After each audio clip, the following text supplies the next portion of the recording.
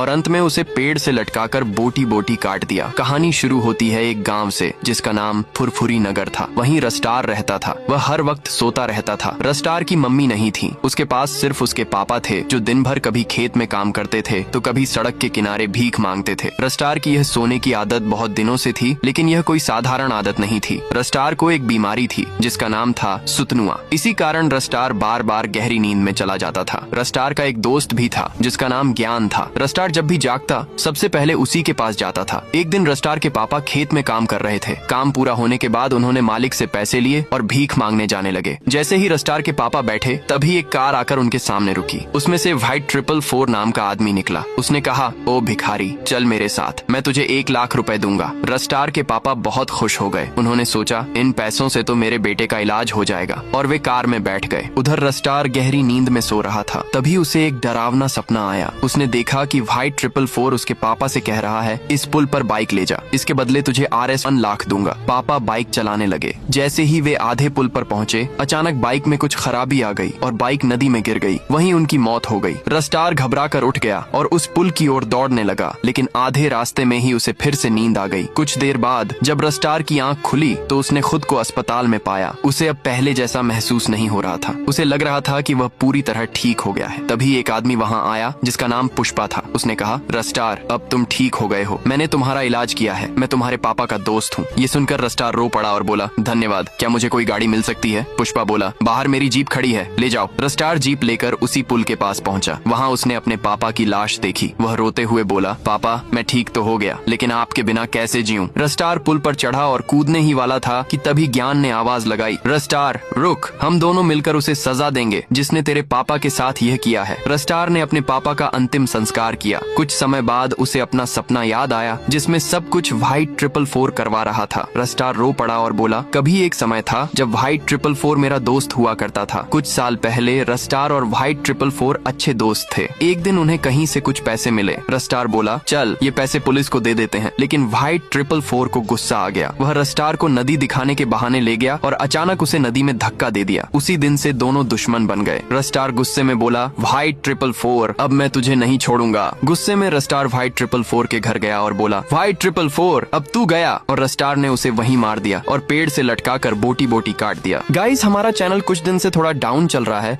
तो आप प्लीज एक लाइक और सब्सक्राइब करके अपने भाई को सपोर्ट दिखा देना।